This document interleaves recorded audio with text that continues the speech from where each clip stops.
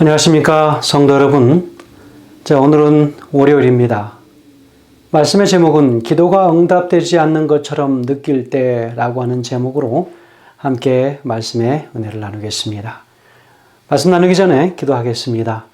사랑의 아버지 하나님, 오늘 우리는 주님 앞에 또 기도하는 방법을 배우려고 합니다. 우리 주님, 우리에게 기도하는 방법을 가르쳐 주시고 또 어떻게 기다려야 하는지 우리에게 지혜를 허락하여 주시기를 예수님의 귀하신 이름으로 간절히 기도합니다. 아멘. 오늘 우리는 기도가 응답되지 않는 것처럼 느낄 때 우리는 어떻게 해야 하는가? 너무나도 자주 우리는 직면하는 문제이지요. 이것은 사실은 어느 한 사람이 가지고 있는 여러 지혜로 인하여 해결할 수 있는 것이 아니고 하나님의 말씀 속에서 하나님께서 이런 상황들을 어떻게 하라고 하였는지를 오늘 말씀을 통하여 그저 확인하는 그런 좋은 시간이 되기를 간절히 바라고, 특별히 우리 이 말씀 시간을 통해서 내 각자가 직면하고 있는 그 기도의 영적인 시간을 어떻게 하나님 앞에 아름답게 관리해야 할지 깊이 묵상하시는 그런 시간 되길 주의 이름으로 간절히 축원드립니다. 여러분이 어떤 일에 대하여 오랫동안 그리고 어쩌면 수년간 기도해 왔지만 하나님께서 우리가 원하는 시간과 원하는 방법대로 응답을 주시지 않는 경우들이 종종 있습니다. 여러분, 성경은 마태복음 7장 7절에서 이야기하기를 구하라 그리하면 너희에게 주실 것이다 이야기합니다. 요한일서 5장 14절의 흠정역 성경에서는 이렇게 기록하고 있습니다. 그분의 뜻대로 무엇이든지 구하면 그분께서 우리 말을 들으신다라고 그렇게 이야기하고 있습니다. 여러분, 오늘 과정 공부의 이 부분에 있어서 이 두 성경절들을 서두에서 언급하면서 하나같이 이 두 말씀들은 무엇이냐면 끊임없이 기도하라고 하는 것입니다. 내가 상황이 나의 방법과 나의 뜻대로 응답이 오지 않는다 할지라도 keep going 하시라고 하는 것입니다. 끊임없이 이 기도를 나의 방법대로 기다리지 말고 그것이 하나님의 뜻대로 오기를 기다리라고 하는 것이지요. 여러분이 약속들을 어떻게 이해하고 있는지를 우리는 이 한나의 기도를 통하여 우리는 오늘 참으로 귀한 깨달음을 얻게 되지요. 여러분, 이 한나라고 하는 이 사람은 누굽니까? 사무엘의 어머니지요.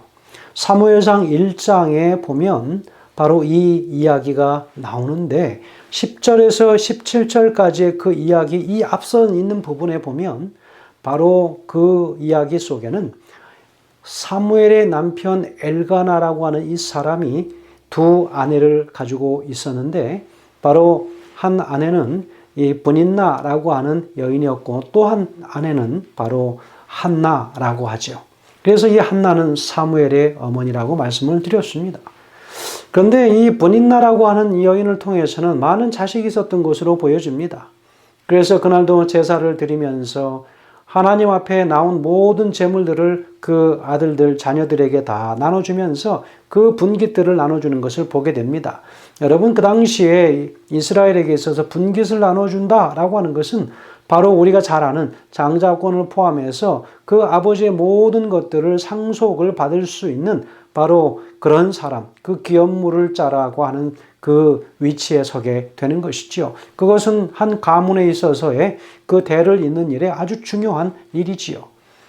그런데 더 중요한 것은 브닌나가 자신은 자식을 가지고 있지만 자식이 없는 한나를 아주 괄시하고 학대하고 함부로 대하는 그 일들이 있음으로 인해서 한나의 마음이 너무나도 슬프고 정말 비참한 그 마음을 하나님 앞에 토로하고 있었다라고 하는 거지요.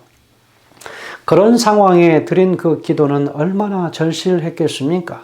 제가 살던 과거에 제 한국에서의 그 시골에도 한 집안에 첫 큰 부인과 두 번째 부인이 있었는데 그런 여러 갈등의 그 과정 속에 있었던 제 친구 여러 집들을 본 경험이 있습니다. 여러분, 그런 상황에서 얼마나 힘들까? 여러분, 10절에서 이야기하기를 기도하고 통곡했다라고 그렇게 기록합니다. 공동번역 성경에서는 이야기하기를 이 기도하고 통곡했다라고 하는 부분을 흐느껴 울며 애원하였다 그렇게 표현했습니다. 얼마나 간절했으면. 그래서 그 의미를 더욱 생생하게 드러내고 있는 거지요. 진정 한나는 마음속에 깊은 곳에서 올라오는 모든 인간적 고통을 숨김없이 하나님 앞에 다 내어놓고 애절한 심정으로 간구의 기도를 드림으로써 자신이 받고 있는 심적 고통과 번민을 그 눈물에 담아서 하나님 앞에 기도로 승화시킨 것을 보게 됩니다. 한나는 계속해서 자신의 소원을 하나님 앞에 꾸준히 성실히 드리면서 간구합니다. 하나님께서 들으신다고 하는 확신이 있었던 한나는 엘리가 보기에 소리도 없이 입만 움직이는 모습이 마치 술 취한 사람처럼 보이기까지도 했습니다. 그래서 제사장 엘리가 볼 때에 13절에서 입술만 움직이고 음성은 들리지 아니하므로 라고 그렇게 표현했습니다. 15절에 보면 나는 마음이 슬픈 여자다라고 그렇게 표현합니다. 한나의 눈가에는 눈물이 고였죠. 술에 취한 것이 아니라 하나님을 향한 간절한 간구를 구하고 있었죠. 하나님께서 들으실지 안 들으실지는 자신의 관심사가 아니고 그저 자신의 일은 하나님께 구하는 것이었습니다. 여러분, 이 상황이 얼마나 절절하였으면 제사장의 눈에 보기에도 얼마나 그 모습이 술 취한 사람처럼 막 엎조리고 있었으면 술을 끊으라고까지 이야기합니다. 15절에서는 나의 심정을 통한 것뿐이다 라고 한나는 이야기합니다. 바로 이 말은 문자적으로 내가 나의 심령을 쏟아 놓았다라고 하는 그런 의미이지요. 여기에서 쏟아 놓다의 히브리어 샤파크라고 하는 이 단어는 정말 짐승처럼 울부짖는다라고 사용될 때 바로 이 단어를 씁니다. 그리고 동시에 그 마음속에는 신뢰한다라고 하는 말로 쓰이기도 합니다.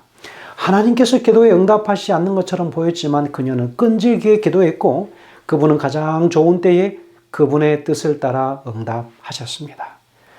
때로는 기다림이 하나님을 더욱 신뢰하는 법을 배우게 하고 하나님과의 관계를 더 깊게 만드는 것이지요.